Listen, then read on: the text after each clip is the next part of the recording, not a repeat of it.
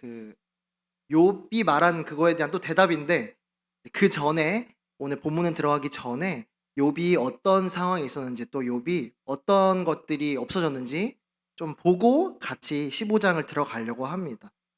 우리 말씀 같이 보시겠습니다. 욥기 1장 2절에서 3절입니다. 원래 욥이 고난이 오기 전에 욥이 받았던, 갖고 있던 축복들이었습니다.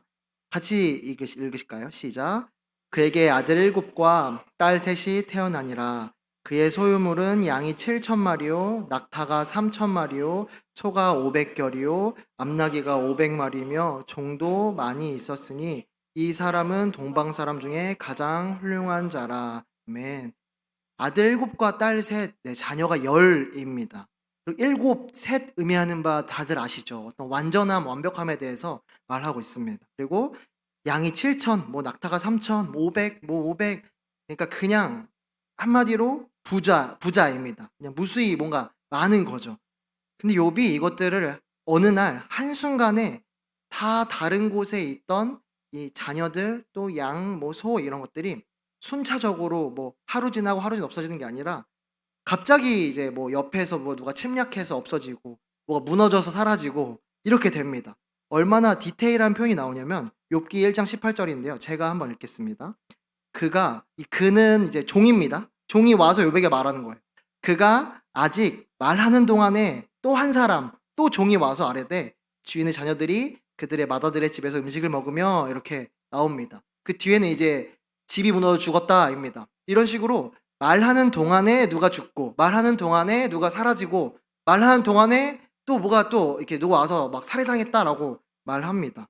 한꺼번에 이 고난들이 막 덮치기 시작합니다. 그의 자녀들마저도 일순간에 집이 무너져 죽게 되고요. 그 이후에는 욥이 이제 몸에 피부병이 걸리죠. 피부병이 걸려서 머리부터 발끝까지 아주 이렇게 막 기왓장으로 자신의 살을 긁을 정도로 너무 간지러운 이 고난들이 한꺼번에 찾아옵니다.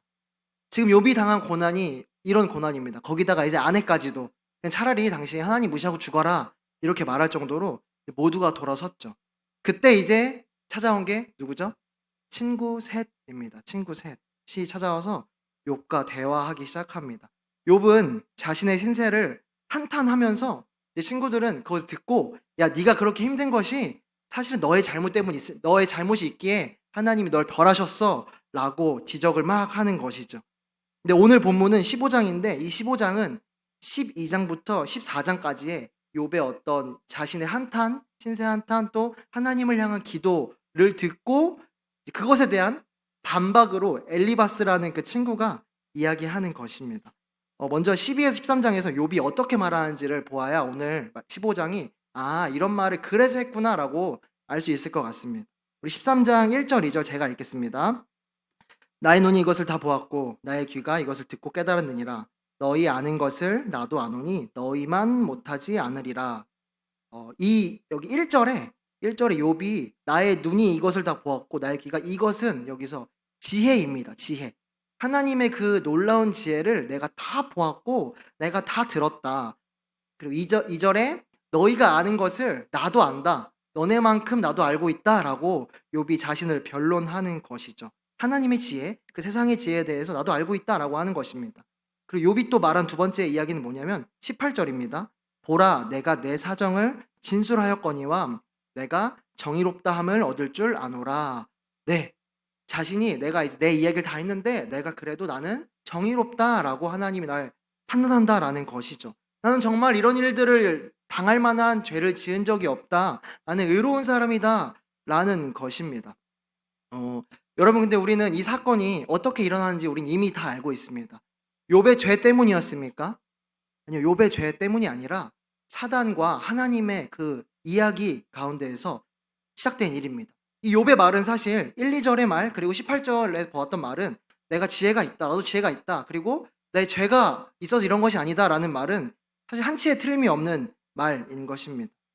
그리고 드디어 이제 오늘 15장 본문입니다. 이 욥의 말을 듣고 그거에 반박하는 엘리바스의 대답입니다.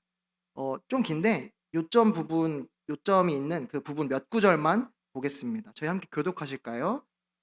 15장 8절부터 제가 읽겠습니다. 하나님의 오묘하심을 내가 들었느냐? 지혜를 홀로 가졌느냐?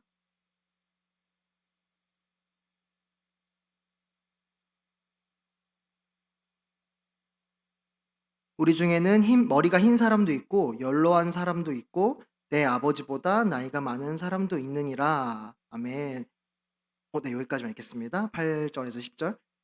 여기서 이제 이렇게 말하는 것이죠. 너 지혜? 내가 알고 있는 것 우리가 다 알고 있어. 우리가 나이가 또 얼마나 많은데 너는 지혜에 대해 말할 자격 없다. 너보다 우리가 더 많이 알고 있다. 라고 자기가 더 알고 있다라고 말하는 것이고 14절 15절 우리 함께 읽겠습니다. 시작. 사람이 어찌 깨끗하겠느냐? 여인에게서 난 자가 어찌 의롭겠느냐? 하나님은 거룩한 자들을 믿지 아니하시나니 하늘이라도 그가 보시기에 부정하거든. 아멘. 이렇게 두 구절 말씀 사람의 더러움에 대해서 말하고 있습니다. 사람은 누구나 더럽다. 어찌 깨끗하겠느냐? 거룩한 사람이 없다. 하늘이라도 하나님이 보시기에는 부정하다라고 이야기합니다. 하늘도 하나님에 비해서 하나님이 보기에는 부정할 텐데 어찌 그 여인의 몸에서 난 사람이 깨끗하겠느냐라고 말하는 엘리바스의 대답입니다. 욥의 말에 이 답하는 엘리바스의 말만 놓고 보자면 실은 엘리바스가 욥에게 대답하는 것들은 어쩌면 대답할 수 있을 만한 것들입니다. 나 너보다 나이 많아. 그러니까 똑똑해 라고 말하는 것. 그리고 사람이 어찌 깨끗할 수가 있어. 사람이 어찌 의로울 수가 있어. 사람은 모두 다 죄인이야. 이 말 두 개 봤을 때는 실은 뭐 할 수 있구나 라고 생각이 들죠. 당연하죠. 나이가 많은 자가 더 지혜롭고 예수님을 제외하고는 누구나 죄인 아닙니까? 누구나 죄인입니다. 당연한 말입니다. 엘리바스가 틀린 말을 하고 있는 것이 아니지요. 사실 어쩌면은 굉장히 맞는 말, 우리가 그 엘리바스 생각했을 때 또 다른 사람이 들었을 때 굉장히 맞는 말로 욥에게 변론하고 있습니다. 합리적이고 논리적이고 또 이성적으로 맞는 말이었습니다. 근데 엘리바스가 틀렸던 점이 한 가지가 있었습니다. 엘리바스에게는 한 가지 중요한 것이 없었습니다. 바로 그것이 사랑입니다. 사랑. 욥을 생각하는 욥의 친구로서 또 욥의 형제로서 그를 생각하는 욥을 사랑하는 마음이 없었습니다. 저는 사역을 하면서 많은 경우에 아주 합리적인 길, 또 실용적인 길, 어떤 논리성을 따지면서 내가 이렇게 하는 것이 당위성이 있다, 또 논리적이다라고 생각할 만한 것들을 합니다. 제가 준비해서 하고 또 어떤 사역을 하기도 하고 뭐 콘티를 짜기도 하고 설교를 하기도 하고 심지어 사람을 대할 때도 이렇게 대합니다. 아주 좋습니다. 효과가 있고요. 이렇게 하는 것들이 많은 사람들에게 마음에 와닿게 합니다. 근데 아무리 맞는 말이고 합리적이고 논리적인 방법으로 제가 준비할지라도 전혀 아무런 효과가, 아무런 일이 일어나지 않을 때가 있습니다. 바로 그때가 제가 사랑으로 사역하지 않을 때였습니다. 사랑이 없을 때는 제가 얘기하는 합리성, 자로 잰 듯한 이 합리성은 남을 찌르는 날카로운 칼이 되기도 하고요. 사랑이 바탕이 되지 않고는 이 논리성은 남의 마음을 후벼파는 어떤 화살이 될 때가 있더라고요. 근데 반대로 사역하면서 되게 재밌는 것들을 보았는데요. 합리적이지도 않고요. 실용적이지도 않고 논리적이지도 않습니다. 이건 좀 아닌 것 같은데 이런 상황들, 어떤 이런 순서들 이런 것들을 보았을 때 근데 그때 그래 내가 저 영혼을 사랑하자 혹은 내가 우리 청년들을 사랑하자라고 결정하고 조금 더 인내하고 기다리고 칭찬할 것이 아무것도 없지만 칭찬하고 막 사랑해주고 했을 때에 정말 막 속 터질 때가 있어요. 힘들 때가 있습니다. 견디기 힘들 때가 있습니다. 지금 내가 나서면 될 것 같은데 이거는 지금 내가 나서야 되는데 라고 생각될 때 합리적인데 이것이 할 때가 있습니다. 근데 그 인고의 시간을 다 지나고 나면은 전혀 합리적이지도 않았고 논리적이지도 않았고 이성적으로 옳지도 않았지만 그때보다도 이성적으로 했을 때보다도 더 나은 결과가 제 사역 가운데 있을 때가 있더라고요. 더 나은 열매들이 맺힐 때가 있더라고요. 사람은 바뀌기가 참 쉽지 않습니다. 잘 바뀌지가 않습니다. 특히 남의 말을 듣고 돌아서는 것은 참 어려운 일입니다. 그런데 사람은 또 잘 바뀌더라고요. 근데 언제 바뀌냐면은 사랑을 경험하고 용납을 경험했을 때 바뀌기 시작합니다. 많은 사람들이 터닝 포인트에 대해서 얘기합니다. 내 삶에는 이런 터닝 포인트가 있었어. 내가 하나님을 만나서 이렇게 변했어. 혹은 누군가가 이렇게 해서 내가 바뀌었어라고 말하는데 잘 살펴보면은 두 가지입니다. 두 가지. 첫 번째는 고난 가운데 있을 때 하나님의 그 넓고 깊은 사랑을 경험할 때 그때 변합니다. 그리고 두 번째는 누군가의 희생, 누군가의 헌신, 누군가의 사랑을 경험할 때에 변하더라고요. 엘리바스에게는 논리가 있었고 합리적이었고 이성적으로 맞는 말이었습니다. 그렇지만 사랑이 없었습니다. 엘리바스 말을 찬찬히 듣다 보면은 과하지도 않습니다. 충분히 할 수 있는 말들, 엘리바스 생각에 맞을 수 있는 말들입니다. 그렇지만 사랑이 없던 엘리바스였습니다. 어떤 목사님은 이 말을 좌우명처럼 새긴다고 합니다. 덜 합리적이고 더 사랑하자라고 한답니다. 사람을 바꾸는 것은 결국에는 어떤 논리, 합리적인 것, 이성이 아니라 사랑이 바꿔가는 것이죠. 여러분, 우리도 그렇지 않습니까? 우리가 예수님 앞에, 우리가 하나님 앞에 온 이 자리에 어떻게 있습니까? 이 성경에 있는 지식이 내가 놀랍게 동의가 되어서 너무나 이것에만 동의가 되어서 그렇습니까? 사실 그것보다도 그 예수님의 그 사랑, 하나님의 그 하나님 사랑에 우리가 은혜를 입어서 우리가 마음의 감동으로 하나님 그렇습니다.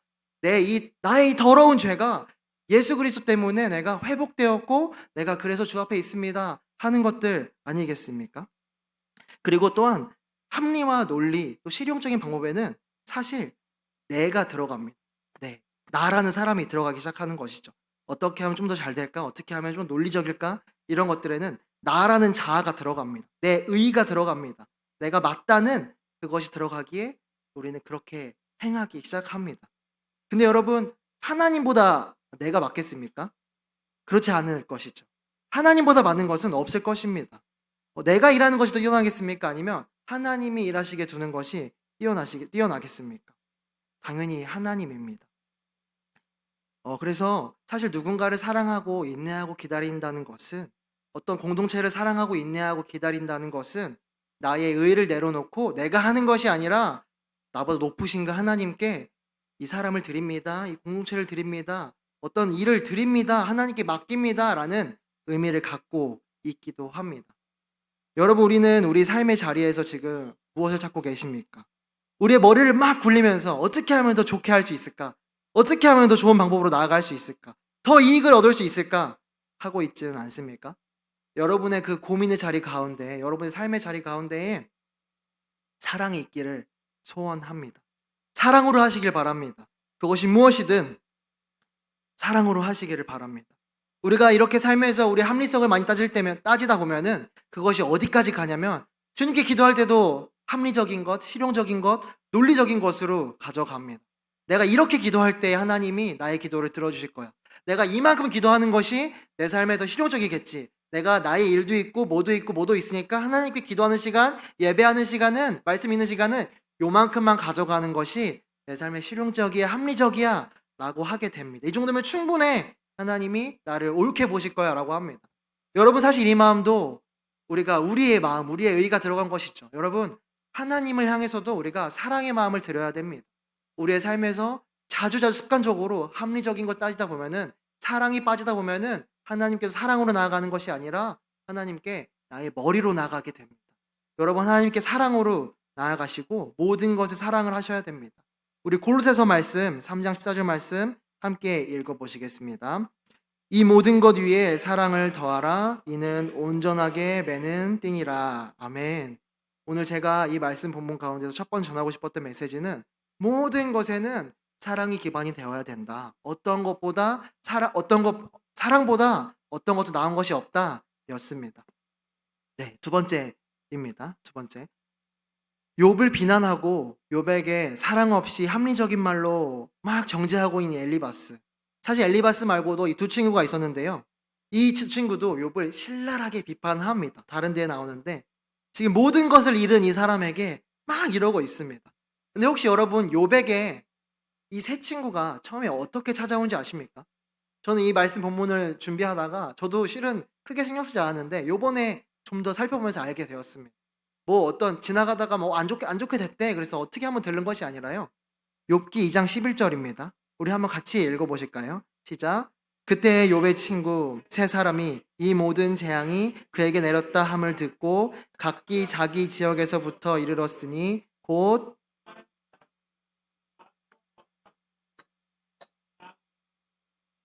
그들이 욥을 위문하고 위로하여 서로 약속하고 오더니. 아멘. 여러분, 이 친구들이 2장 11절에 왜 왔다고 돼 있습니까? 그들이 욥의 죄를 심판하기 위해 왔습니까? 욥을 위문하고 위로하여 서로 약속하고 온 것입니다. 우리가 누군가를 친구를 찾아갈 때, 어딘가에 갈 때 혼자 간다면 혼자 목적 있겠지만 친구들 같이 간다면은 야, 우리 가서 무슨 말 할까? 우리 가서 뭐 할까? 라고 약속하고 가는 것이죠. 욥에게도 이렇게 온 것입니다. 야, 욥 들었어? 욥 진짜 힘들대. 욥 자녀들 다 죽었대. 다 잃었대. 우리 가서 욥 좀 위로하자 라고 해서 온 세 사람입니다. 여러분, 다른 버전의 성경에는, 새 번역 성경에는 욥을 달래주려고 왔다고 하고 있고요. 메시지 성경에는 욥의 곁을 지켜주며 위로하려고 왔다고 돼 있습니다. 그러니까 어떻게 보아도 욥을 정확하게 위로하려는 목적으로 이 셋은 찾아왔습니다. 근데 와서 하는 말은 뭐죠? 욥기 전체 거의 30장 이상으로 되어 있는 것은 친구들과 욥의 그 토론이라고 해야 될까요? 아니, 정죄를 욥은 계속 이제 방어하죠. 나 그런 사람 아니야라고 계속 얘기합니다. 이게 계속 반복됩니다. 너 지혜가 뛰어나냐? 나이가 많냐? 네가 어떻게 하나님께 불명할 수 있냐? 넌 죄인이다 라고 하는데 욥은 아니다라고 말하는 것이죠. 여러분, 이게 무엇입니까? 이런 말 할 거면 차라리 새 친구 오지 않았더라면 욥 혼자서 기도하고 혼자서 울고 차라리 좀 더 낫지 않았을까요? 왜 괜히 와가지고 사람을 열받게 하고 힘들게 하는 것이죠? 여러분, 이 첫 시작은 절대로 나쁘게 한 것이 아닙니다. 우리가 얘 놀리자라고 한 것이 아니라 위로하고 왔습니다. 근데 그의 태도가 완전히 바뀝니다. 여러분, 이 성경을 보면서 저는 제 모습을 한번 돌아보았습니다. 여러분, 혹시 이런 적 있으신가요? 위로해 주려다가 도리어 좀 이렇게 상대방이 야, 너도 잘못했네, 너가 잘못했네, 이렇게 한 적 있으십니까? 가끔 살다 보면 이제 별 일이 다 있습니다. 이제 저희 집에는 이제 두 여성분이 계신데요. 그 중에 이제 저희 아내는 한 번씩 이렇게 가끔씩 억울한 일이 있다면서, 힘든 게 있다면서 저에게 이런저런 이야기를 토로합니다. 이제 속상해서 얘기하는 거죠. 저도 이제 들으면서 아, 그래 여보, 이게 속상한 일이 있구나, 위로 좀 해줘야겠다면서 이야기를 해보라고 합니다. 이제 듣다 보면은 이제 아유, 그래 아이고 힘들겠다라고 끝나면 괜찮은데 거기서 멈추지 않고 듣다 보니까 조금 너도 잘못한 게 있는 것 같은데, 이런 식으로 이제 이게 사람이 손바닥이 마주쳐야 소리가 난다고, 여보도 거기가 조금만 이렇게 했으면은 그렇지 않았겠네라고 하게 됩니다. 이제 그때부터는 전혀 다른 국면으로 들어가게 되는 것이죠. 이 사람과의 혹은 어떤 사건과의 억울함에 대해서 위로해주고 얘기하는 것이 아니라 어떻게 당신이 나에게, 어떻게 너가 나에게, 이러면서 이제 서로 간의 이야기로 들어가게 됩니다. 그러면서 막 당신은 막 항상 그래, 막 이런 이야기까지 더 발전해서 결국에는 서로를 비난하는 일로 되게 되는데요. 이 친구들 보면서 제 모습이 떠오르더라고요. 그래서 어떻게 보면 저희들도 이렇게 할 때가 있을지 모르겠습니다. 내가 분명히 위로하려고 누군가의 말을 들었지만 위로하다 보면은 그것이 결국에는 어떨 때는 상대방에 대해서 화살을 돌리는 그럴 때가 있습니다. 아마 여기 앉아 계신 많은 분들도 한 번씩은 이런 경험들이 다 있으실 거라 생각합니다. 그래서 저는 이 친구들이 이해가 되었습니다. 친구들은 위로한 사람들로 왔다가 욥을 정죄하는 사람들로 바뀌어 버렸습니다. 욥의 삶을 돌아보자면 참 변한 것이 많습니다. 자녀들이 있다가 한순간에 없어졌고요. 재물도 참 많았다가 한순간에 사라졌습니다. 환경이 완전히 바뀌어 버렸습니다. 사람도 환경도 또 욥의 아내마저도 완전히 바뀌어 버렸죠. 시시각각 변합니다. 그리고 친구들마저도 변했습니다. 그런데 욥만 그렇겠습니까? 여러분, 우리의 삶은 어떻습니까? 여러분, 우리의 삶을 돌아보았을 때 우리의 삶은 영원합니까? 영원히 슬프고 영원히 기쁘고 그렇습니까? 그렇지 않지요. 우리 삶도 시시각각 변합니다. 분명 오늘 아침에는 오늘 드릴 예배가 기대되고 어젯밤에는 분명히 기대되는데 오늘 이 시간 되니까는 갑자기 야근이 생기거나 가정에 일이 생기고 아, 오늘은 조금 피곤한데 비가 오네, 이렇게 마음이 달라지고 환경이 달라질 수 있습니다. 또 며칠 전에 있던 주일 예배 때 목사님 말씀 듣고 많은 은혜를 받아서 그래, 나 결심했다. 하나님께 나의 시간을 드려야겠다. 내가 교회에서 어떤 걸 섬겨야겠다. 또 내가 하나님 앞에 매일매일 큐티해야겠다 라고 생각을 했는데 예배 자리 일어나고 밥을 먹는 순간에 아, 근데 이렇게 하면 내가 힘들지 않을까? 마음이 바뀌어 버리는 경험들이 참 많습니다. 우리 함께 말씀 한 구절 읽겠습니다. 야고보서 1장 17절 말씀입니다. 온갖 좋은 은사와 온전한 선물이 다 위로부터 빛들의 아버지께로부터 내려오나니 그는 변함도 없으시고 회전하는 그림자도 없으시니라. 아멘. 야고보서에서는 하나님이 변하지 않는다 얘기하면서 뭐가 없다고 하냐면 회전하는 그림자가 없다고 말합니다. 저는 항상 이 표현을 보면서 감탄합니다. 어떻게 이렇게 변치 않음에 대해서 설명하면서 이런 표현을 할 수 있을까? 여러분, 지구상에 사는 사람이라면 누구든지 그림자가 있습니다. 모두가 있습니다. 적어도 지구를 벗어나서 이 태양계에 있다면은 모두가 이 그림자를 갖게 됩니다. 아침이 다르고 밤이 다릅니다. 그리고 어제가 다르고 오늘이 다른 것이죠. 근데 하나님은요? 하나님의 그림자 있으십니까? 이 회전하는 그림자도 없이 동일한 분이 우리 아버지이신 하나님이십니다. 욥의 인생에선 수많은 것들이 바뀌었습니다. 자녀들, 또 재물, 재산, 심지어 자기를 위로하러 온 친구들마저도 바뀝니다. 그런 그에게 변하지 않는 분이 한 분 계셨습니다. 하나님입니다. 욥에게 하나님은 변하지 않으셨습니다. 고난이 막 쏟을 때 아마 하나님 왜 변했습니까? 라고 하나님께 고백하고 하나님께 한탄할 수 있었겠죠. 하나님의 자비가 사라진 것 같이 느낄 수 있겠지만, 마치 하나님이 욥을 버린 것 같이, 사랑하지 않는 것 같이 느낄 수 있겠지만, 하나님은 변치 않으셨습니다. 하나님의 그 변치 않으시는 사랑은 욥을 바라보시며 또 욥의 고통 그 한가운데에서 욥과 함께 계셨습니다. 욥에게 함께 하셨던 그 복 주시는 그 놀라운 또 위대한 하나님은 변치 않으십니다. 40장 이후에 하나님 다시 등장하시죠. 하나님은 여전히 산같이 큰 거대한 벽같이 그 자리에 계셨습니다. 욥은 정말 부자였습니다. 재산이 많았고 자녀들도 많았습니다. 세 친구와 긴 담화 끝에, 이 토론 끝에 하나님은 욥에게 어떻게 하는지 아십니까, 여러분? 이 부분의 결론을 보시면 이전과 똑같이, 이전보다 더 좋은 것으로 그 복되신 그 하나님, 복의 근원이신 하나님이 욥에게 다시 찾아오십니다. 제가 읽겠습니다. 욥이 그의 친구들을 위하여 기도할 때 여호와께서 욥의 공경을 돌이키시고 여호와께서 욥에게 이전 모든 소유보다 갑절이나 주신지라. 아멘. 여러분, 하나님은 변치 않으십니다. 믿으십니까? 여러분, 우리 삶에서 잠깐, 혹은 나에게는 되게 길게 힘든 일이 있을 수 있습니다. 이 시간이 이렇게 아주 긴, 영원할 것처럼 느껴지죠. 그러나 우리에게 변치 않으시는 분은 하나님이십니다. 오락가락가락 하시는 분이 하나님이시면 얼마나 무섭겠습니까? 어제까지는 분명히 이 정도의 죄 짓고 회개하면 아들아 사랑한다 용서한다 했지만, 오늘 내가 같은 죄를 짓고 회개할 때 이건 용서가 안 된다, 오늘은 벌 받아라 했다면 우리가 얼마나 이 신앙생활 하기 힘들겠습니까? 그러나 우리에게 항상 은혜가 되고 우리에게 항상 그 자리에 우리에게 힘주시며 우리를 도우시는 분, 그분이 하나님이십니다. 우리가 변치 않은 하나님이 계시기에 우리의 삶의 환경에, 우리 삶의 어려움들을 가지고 하나님께 여전히 나아갈 수 있는 것이죠. 그리고 오늘도 우리가 이 자리에 와서 함께 주님을 찬양하고 예배하고 또 기도할 수 있는 것입니다. 말씀을 마무리하겠습니다. 여러분, 현재 삶에 큰 고난들이 있으십니까? 아니면 작은 고난들, 아니면 긴 고난의 터널 가운데 계십니까? 주변에서는 여러분에게 너의 삶을 다시 한번 돌아봐라, 내가 뭔가 잘못된 것이 있어서 이렇게 고난을 받는 것이다 라고 지적할 수도 있고, 상황과 환경은 항상 변할 것입니다. 그리고 어떤 때는 부정적인 메시지를 보낼 때가 있을 것이죠. 이럴 때일수록 복의 근원이신 그 아버지께 나아갑시다.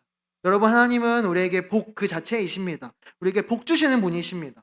모두가 변하고 상황도 바뀌고 환경도 바뀌지만 달라지지 않는 분, 우리 아버지신 그 하나님은 변치 않으므로 한결같이 그 자리에서 우리 기다리고 계십니다.